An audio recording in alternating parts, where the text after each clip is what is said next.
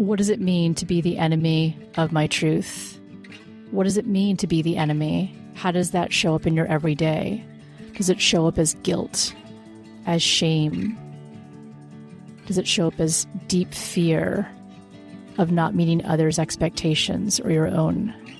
We explore all of these emotions and feelings in the depths of what the enemy of your own truth looks like in each episode, in different scenarios, through guest speakers, through client interview, and through my own question and answers with all of you. In today's episode, I sit down with Josh Verrill to explore his incredible journey of breaking free from the weight of expectations and a life that no longer resonated with him. Josh shares how he let go of the image he felt compelled to maintain, choosing instead to make bold, life-altering changes that aligned with his authentic self today. Through our work together, Josh uncovered the deeply ingrained beliefs holding him back and found the courage to embrace true freedom, living fully as his truest self. His story is a powerful testament to the transformative power of self-discovery and living in alignment with your inner truth. This conversation highlights how my work often begins with intuitive and psychic insights, but goes far, far deeper. In a space of compassion and honesty, I guide my clients to uncover their innermost truths and step into clarity, courage, and empowerment.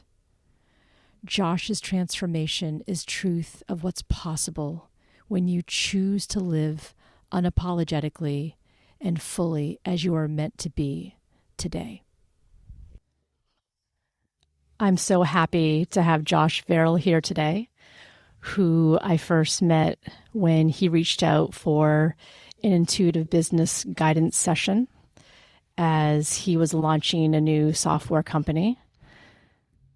As it started with business, in our time together, it became clear there was a personal root system that needed to be unearthed first to bring Josh and his truth to the surface and discover how he had become the enemy of his truth for so many years. Josh, welcome. Thank you, Anne. It's so nice to be here. Thanks for having me. So yeah, you mentioned it. My name is Josh Verrill. I've been in marketing for the last 20 years. I've played the role of CMO. I've played the role of CEO, as you mentioned, a software company that I built a few years ago. I'm currently the VP of North America at a company called AMCS Group. On the personal side, I'm 41 years old. I've got 2 incredible children. I was married at 23. I started my first business at 24, and I've been off to the races ever since then. And to bring this energy in to our session and getting to know who you are and listening to you as we dive into what has brought us further on this journey together in our work. I sensed as you were sharing parts of your life, there were aspects of your vulnerability that felt stuck.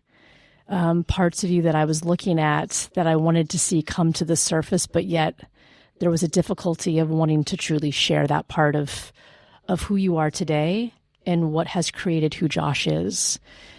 And do you mind sharing here with our audience that journey of who Josh is and where you are right now? Yeah, no, absolutely. I mean, I'd be happy to, and I'll be honest with everyone that it's taken me a long time to get comfortable sharing this story, because it starts a long time ago for me with things that happened when I was 10 or 11 or 12. I'm not exactly sure of the age, but there was a sexual trauma that took place in my life, and it, from a very young age, created an incredible amount of shame and fear in what I had done, what it meant, what it meant for me and what others would think. And it was that last one that I sort of really became stuck on. And it pushed me down this path of creating what I've talked with people about, this perception of perfection. I was so afraid of what people would think that I started to protect myself with what I thought they wanted to see. And in doing so, I created a version of myself that throughout that time was me, but it wasn't, if that makes sense. It was how I wanted to present. And a lot of times what I would do is, I would put a lot of stock in how other people felt. And if I could lift them up, then I could feel the power of lifting myself up. And it put me in a place where I was incredibly stuck for a long time. And I don't mean to diminish any of what happened to me over the course of my life and my years, because all of that was so critical and happening to get me to the place where we met as I'm launching a company called 4 a.m. Demand. And we start to talk about the things that we're doing on the business side. And it became very clear together that it was a lot of personal stuff we had to dig into to really understand who I was and ultimately trust myself once again. And I think we saw that together, right? As you started to share part of this path that you're on in your truth, that you started to really see the parts of yourself that needed to see daylight, and stepping into that, and a bit of knowing that you were safe to do so. And how do we step out of safety and step into truth? It's yeah. I mean, you're so right. And there was, I'll never forget this. There was something you asked me in one of our first sessions. You asked this question of, how do you feel? And it's not often in life you're asked that question. More often it's, how are you? And we all create the knee-jerk reaction to, I'm good. It's when somebody asks you, how do you feel? It forces you to think differently. Well, your first response, and I noticed this, and for myself included over time, is like, it's how does your partner feel? How does your boss feel? How does your family feel? But how does Josh feel? And asking you, how do you feel? And sitting in that silence a bit to really reflect on how do you feel? How did you feel? I didn't know how to answer it. And that's when I knew we had work to do, because as you pointed out, my reaction was to answer on behalf of everyone else, but not to actually be able to answer the question of how I felt. And it was, I don't know what the right word is. It was alarming for me, because I had for so long been so focused on not necessarily how I feel and being able to tell people how I felt. It was always keep it inside and focus on making sure others are in a good place. And a lot of it did go back to what happened to me early in life, because I was always afraid to tell the truth of who I was out of fear and shame of what had happened. And so it just, I don't know, it created this world where I was just operating, and I was, and I think that's when you hear my story, at 16, I was thinking about 22. At 22, I was trying to think about 30. I was always 6 to 12 months out in front, trying to think about how do I protect. It was subconscious, but for me, it was so much of who I was at the time. How do you think, and I can so feel that, and as I look at that, how do you think your sense of not trusting yourself through the fear that you held translate into your personal relationships? I think a huge deal, a great deal. It was, again, it was always there for me. It was always in the back of my head, sort of defining who I was, but in a negative way. It was always sort of eating at me in terms of, again, that fear of what happens when people find out, And then it translated into sort of this understanding and knowing that they didn't know the full me, but I was too afraid to tell them about the full me. So they, it created this really interesting paradigm in my head where I didn't know what to do with it, and I didn't know how to face it, and I didn't know how to get it out. It was stuck, and it had me feeling stuck in a great way. Yeah, and I would think that translates and that converts into how we show up, not only personally in our lives, but professionally, to not be authentically who we want to be because we are wearing the metaphoric clothes of shame and guilt. And then that can lead to other things about who are we really, day in and day out. Are we authentically showing up to be who we want to be? And deep down, we know that we're not, but it's a heck of a lot safer to stay there, right? Than to disrupt and to unearth our whole life. Yeah, a heck of a lot safer. And as I look back on it now, I mentioned I've been in the corporate world for more than 20 years. And I'll be the first to admit that I don't know that I belong there, but there are certain elements of it that I absolutely love. And one of them is the people and the teams that I get to work with and lead. And yet when I look back at 5, 10, 15 years ago, one of my messages to my teams was leave personal at the door. Show up to work, focus on work, try to leave personal at the door. And as I've gone through this process, what I realize is not only was that not sound advice, it's the exact opposite.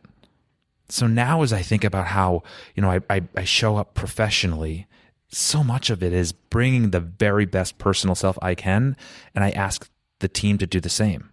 Because if not, you're only getting part of the person.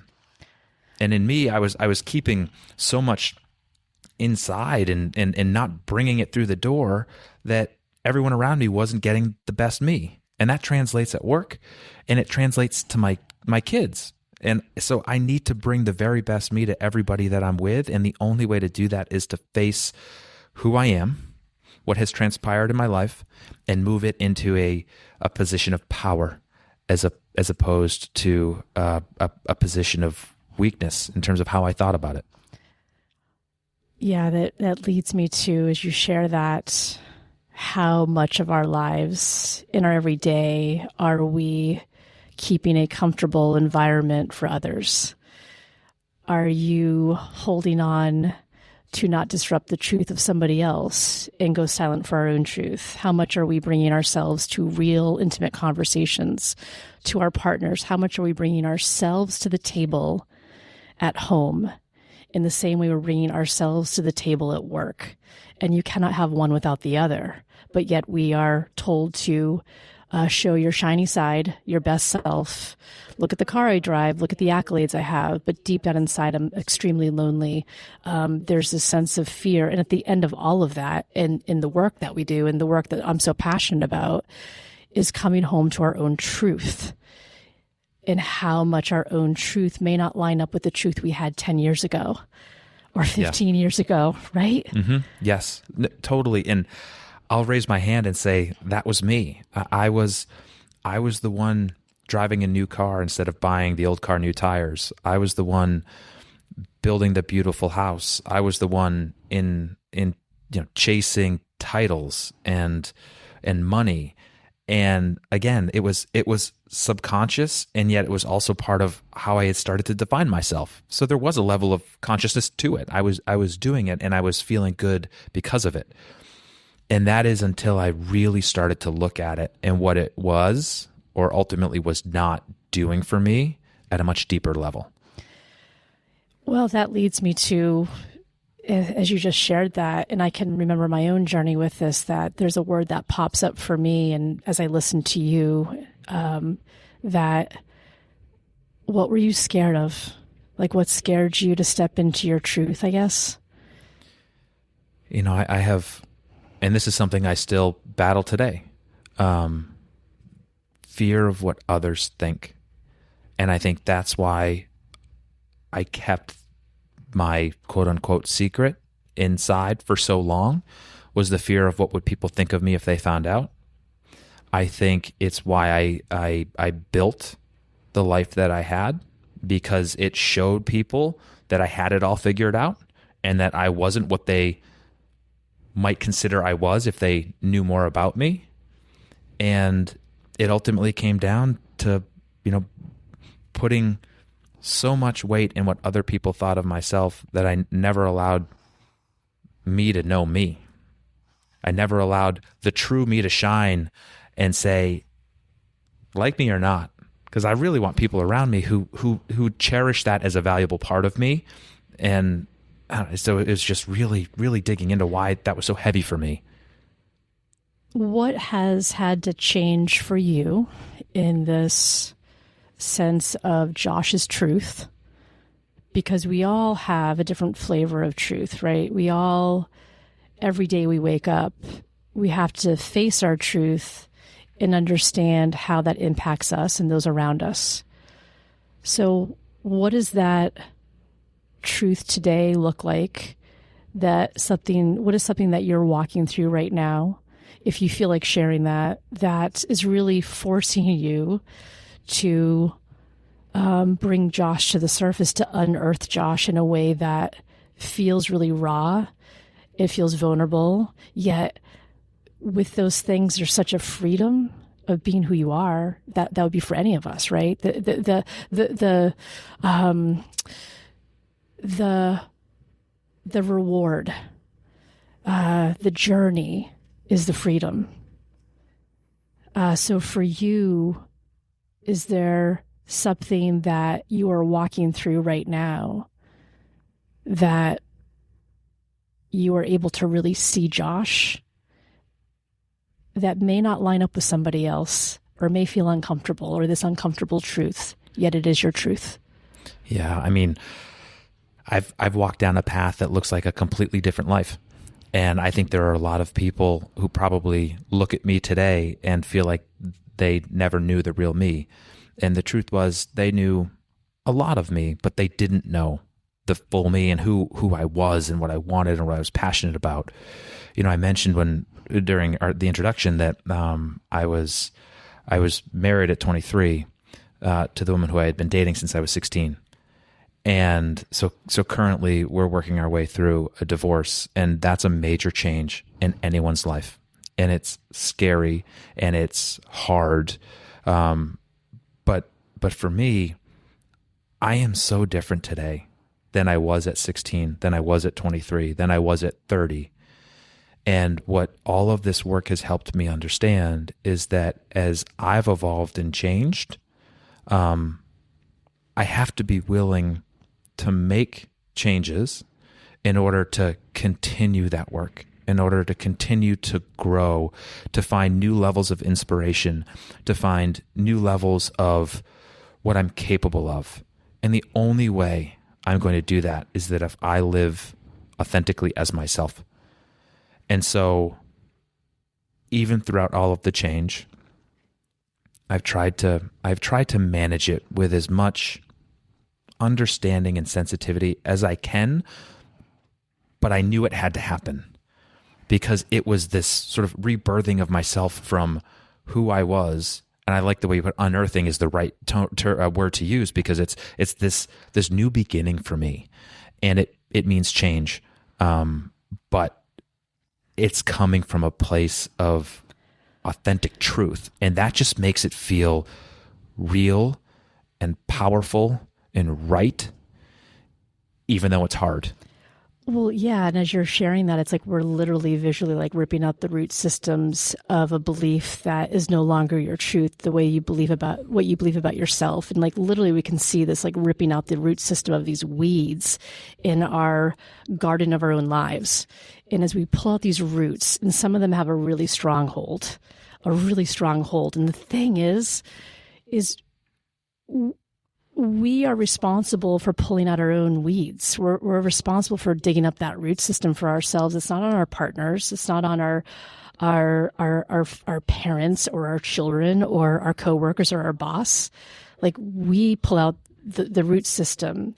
And when we understand how hard that is, I find that as we do this work, Josh, we find tremendous compassion for those that are not ready to rip up their own root system.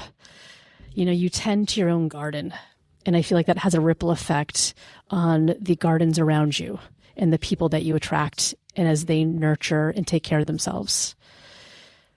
Yeah, absolutely. And it's a lesson you're not taught early enough in life. I'm thinking about the lessons I'm trying to teach, the kids right now as we're going through this element of change, and trying to help enforce in them, empower them to think about that as a selfless act versus a selfish act, because we're taught so early not to be selfish. But in this regard, there does need to be attending to your own garden.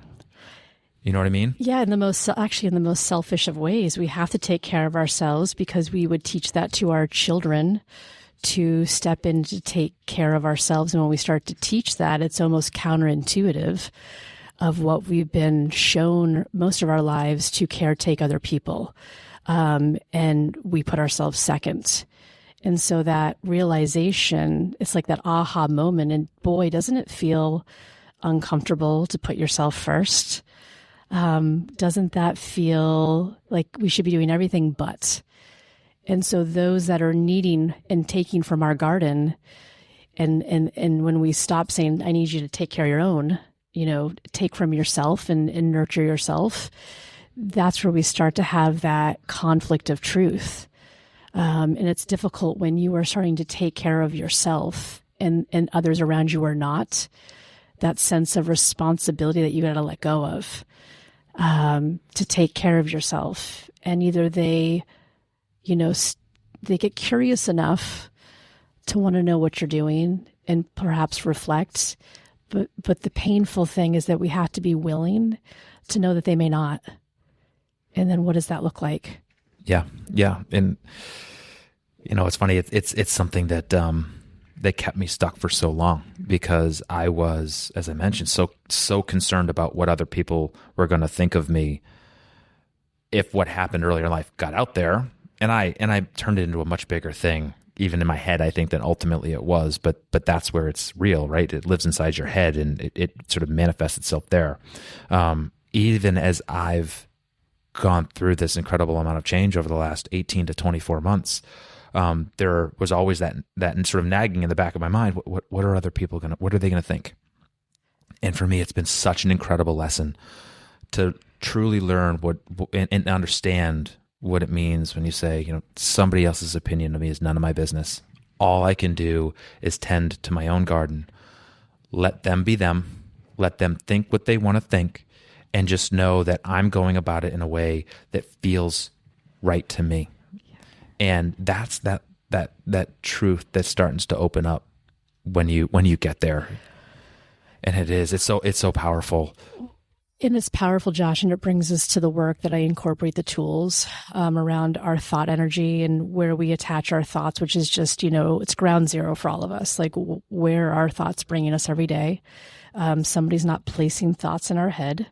We curate and create the thoughts in our mind to create our emotions and what's happening every day for us. So as we start to begin and follow where our thoughts are going, it also leads back and circles back to this journey you're on with the divorce. And I have found that, those that go through the energy of divorce, it's far beyond divorcing the individual, because I feel like we have to divorce parts of ourself that no longer line up with who we are today. And that's the biggest transformation that happens, as we are letting go and really seeing who we are through that painful process of the divorce, or divorcing the old self. Yeah. And it forces you to take a good hard look at yourself and to get really honest about where you let yourself and others down as well. There's, as you go through the process, you can see areas where you could have done differently. You could do better, but also where all of that had to happen to become who you are today, so that you can see it and recognize it and grow from it. But yeah, it is. It's a hard process, and it's something that for those that have gone through it. They probably can feel what we're talking about and have an understanding of how hard it is. But it's also an incredible growth opportunity. Well, yeah, and I think that we divorce things beyond the personal marriage. We divorce friendships. We divorce job opportunities or a job interest that we once loved that we no longer do because it doesn't align with us. And really stepping into how, we change our minds by the minute, let alone 2 weeks ago, 3 months ago, 3 years ago. And so allowing ourselves the permission to be able to wake up every day and say, how am I today? How am I? Not what somebody approves of me or what somebody needs from me, but what do I need for myself? And really stepping into that. And it doesn't just stop. I think it takes work every day to have the courage to be okay with who you are, even if it ruffles somebody else's feathers. Because if not, then the alternative is silence. Yeah. And, you mentioned the tools that you offer people you work with, me in particular. And I think about some of the ones that we talk about regularly and how impactful they have been, because every day is a journey. And to say it takes courage to create change, and it does. And there are days when you have to stare it in the face. And there's some days when you don't want to get out of bed and you just want to close the curtains and pretend it doesn't exist. But the tools are those constant reminders of, and I'm going to use some of your words here, but where your thoughts go, your energy flows. And I know that comes from, different people, and we've read a lot about how that comes to be. We talk about, life is not happening to me, it's happening because of me. And even just having those talk tracks in your head, it gives you your power back. Because all of a sudden you start to remember that I'm in control, that ultimately I can take control back and make the change that I need to make to be a fuller, more healthy, wholer human, if that makes sense. It makes so much sense. And as we are always in the driver's seat, and that can be humbling, and it can be, it doesn't put the onus on somebody else, which is what we want to, for all of us. That's, I think I got to find the incredible soul that said this. And you and I talked about it listening to a podcast recently that, a bad day for the ego is an incredible day for the soul, right? Of growing. And it's about every experience, every relationship is our greatest teacher. And what do we take away from that teacher? What do we learn from that? And the greater the pain, the greater the understanding to make the choice to sit in suffering or to move through it and grow and heal. And having the strength. And honestly, Josh, the connection, which is what we all want with somebody, to know that we're not alone, that I understand you and I see you and I hear you. Yeah, and I just want to say that again, because that is so powerful what you just said. And if people are hearing that and they're trying to run that through their brain in terms of a bad day for the ego is an incredible day for the soul. Like, just sit with that for a minute. That is so powerful, and that will relinquish, what other people think, because that's just an attack on the ego. But in it is all of these woven lessons that allow you to become a more powerful person. And that for me has been really profound. So I'm so glad you brought that up.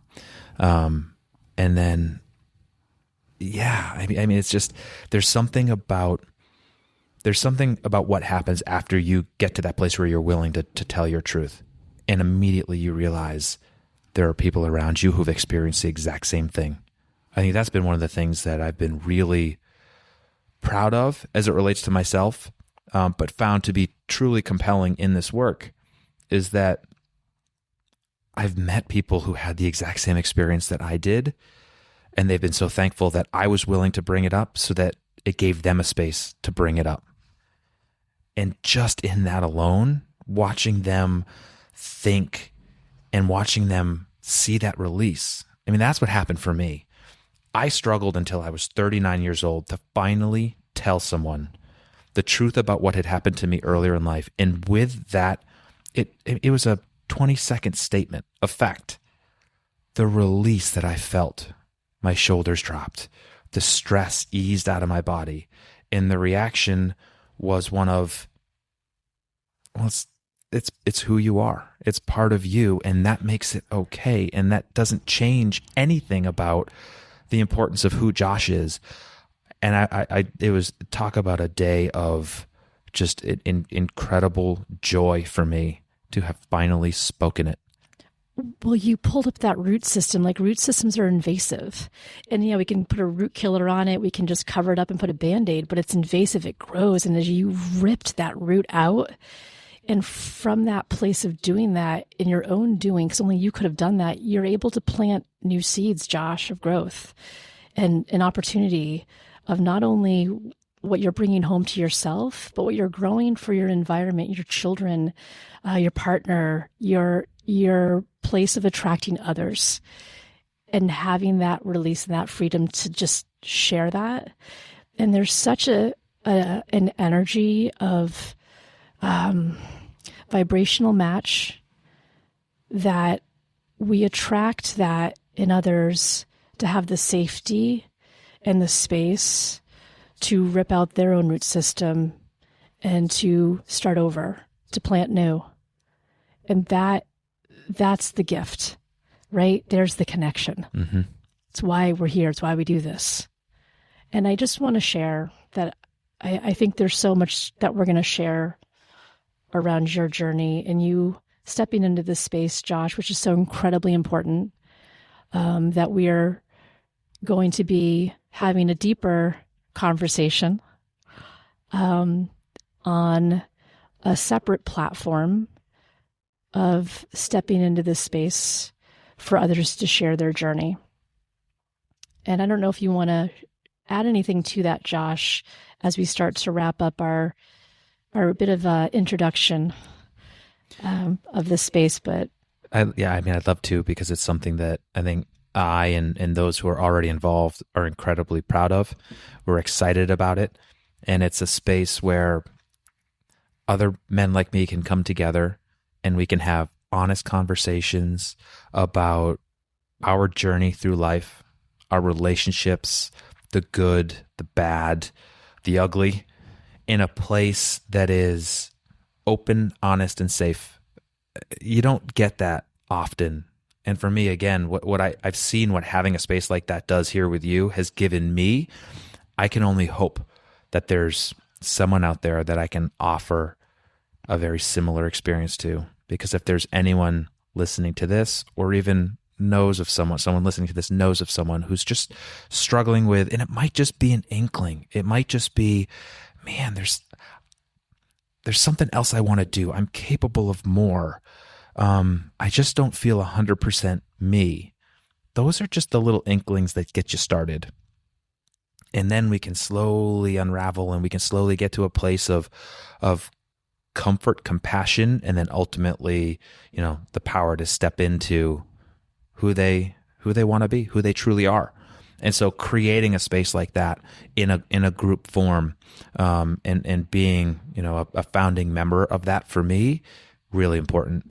And I hope it takes shape into whatever it becomes. But ultimately, if it's positively impacting and affecting others like me, it will have been an incredible success. So it's something I'm really proud of and looking forward to digging into here in the coming months. Love that, Josh. And I'm so excited and really just honored and awe-inspired by your voice, your truth, and your gift of freedom for yourself, and how much I can relate to your story and the community and collective of energy that we have yet to even meet, that will step into this space with us and teach us as we are here all together. I thank you, and I appreciate you saying that. It's been a heck of a journey, and I know there's so much more to go. We're just getting started. Just getting started. But man, is it powerful. And man, is it an incredible release of oneself when you get to that place where you can step into trusting yourself again, and to move forward and make change that aligns with exactly who you are.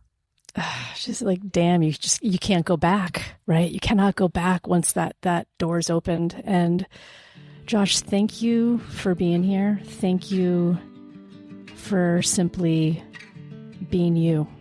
Well, thank you, Ann, and thank you for all of your help that's gotten us to where we are today.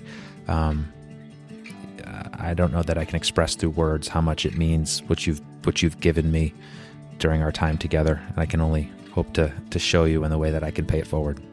And I thank you. And that gratitude goes both ways. So honored, and we're just getting started. Josh, thank you again for being here. Thanks, Ann. Take care. Thanks.